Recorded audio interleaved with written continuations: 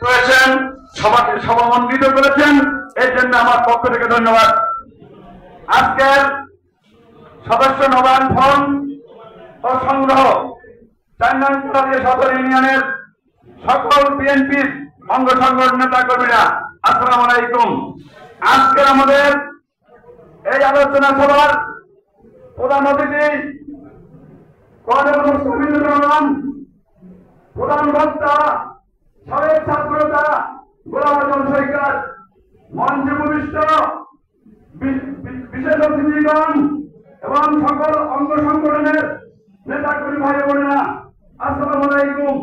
আপনাদেরকে বলতে চাই, আজকের যে ভুয়া কমিটি আর ভুয়া ফর্ম, এই ফর্ম ভাঙ্গে চলিয়া 5 নেতার পক্ষে আপনারা জোর হয়ে গেছেন, যার প্রমাণ আমি 6টি ইউনিয়নে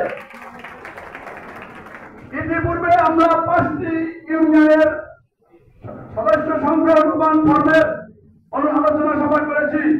আজকের শেষ 6টি ইউনিয়নের আলোচনা সভা আজকে শেষ হয়েছে।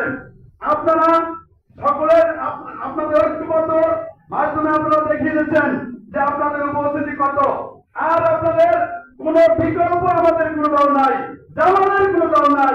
আজকের আমাদের 5 নেতার দল, আর এই কথা অবকাশ রাখে না আপনাদের জনগণের উপস্থিতিতে। আমি বলতে চাই 5 নেতাকে যে আপনারা দেখেন আমাদের উপস্থিতি কত, এবং এই যে ভুয়া কমিটি এবং ভুয়া ফর্ম বিতরণ করে সদস্য সংগ্রহ করা যায় না।